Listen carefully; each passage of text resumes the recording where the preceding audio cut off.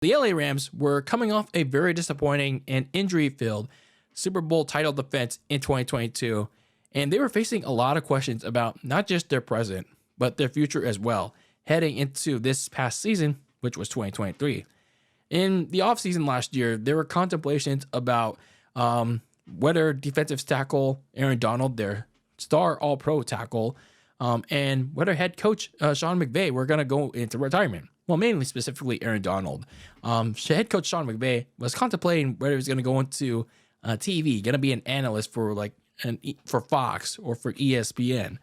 Meanwhile, the Rams were considering trading Matthew Stafford. All of that was happening. But fortunately for the Rams, none of that happened, though. None of those rumors came to light. And general manager Les Snead used whatever resources that he could, because they were pretty limited on money, draft capital. So he used whatever he could to put together a much different squad than the one that resembled their Super Bowl run 2 years prior. So you were getting a much different Rams team that was kind of balanced, per se, with some very few pieces from the Super Bowl run and a lot of young players. And what resulted was a kind of mixed bag to start out the season.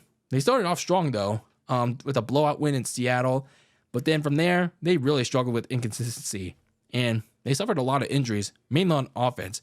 They were fortunate, though, that none of them were season-ending, but they were missing a lot of key guys for many weeks.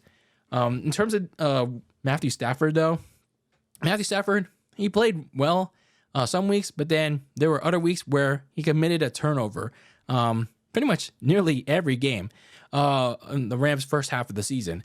And he was also sacked a ton because of that offensive line that was shuffling and suffering a lot because of that injury problem that I just said. And meanwhile, when you look at the defensive side of the ball, secondary play was a serious weakness on this team. While they didn't give up a ton of points in some games, it was still a cause for concern when you have the likes of corner Kobe Durant and safety Jordan Fuller. They're giving up big plays on a regular basis.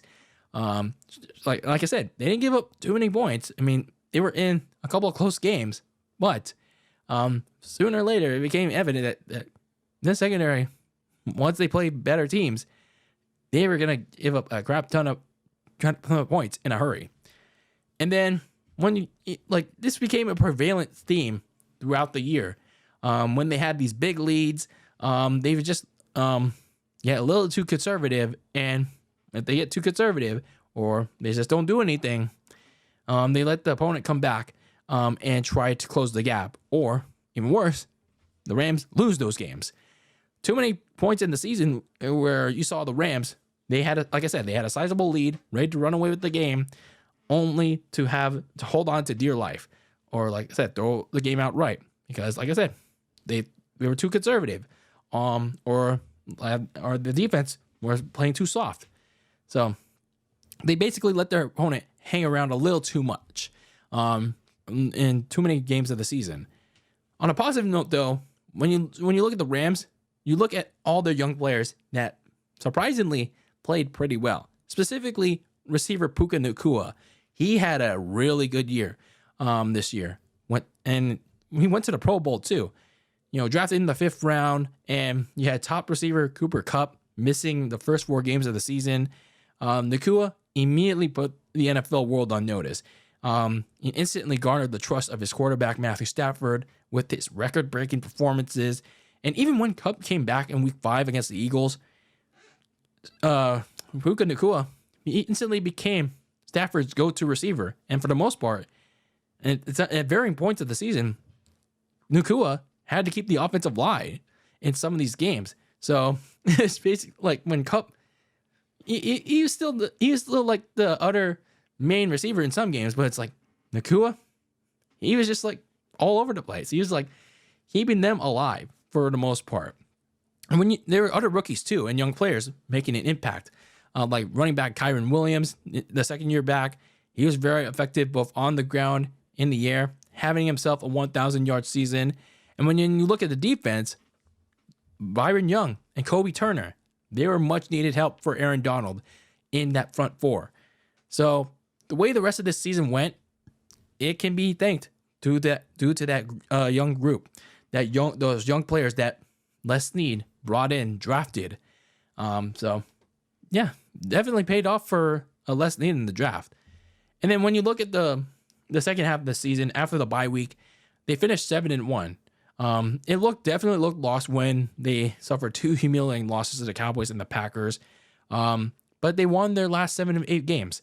And these were despite their issues. But the good thing for LA, though, during the stretch was that there were no significant injuries. They were getting much healthier. And after last year's disappointing season, they clinched a playoff berth. And it was ironically in a place where they were going to go and try to conquer their demons. And that was Matthew Stafford's old stomping grounds in Detroit. It was like a highly anticipated matchup between Matthew Stafford's old team and also Jared Goff's old team. It was like a big, it kind of felt like that old versus new kind of deal. But unfortunately for the Rams, they came up just short against the Lions. But they nearly gave them a run for their money. And they also got away with the upset. It's just that, those issues creeping up again for Los Angeles. On the defense, giving up a little bit, one too many big plays for the Lions to get back in the game, and the inexperience of their young players. And like I said, those game management issues costing them in the end. But nonetheless, the Rams at least ended their season in a much better spot than they were in after their Super Bowl disappointing defense in 2022. So when you look at the Rams and as their offseason has started, they initially had around $43 million in cap space.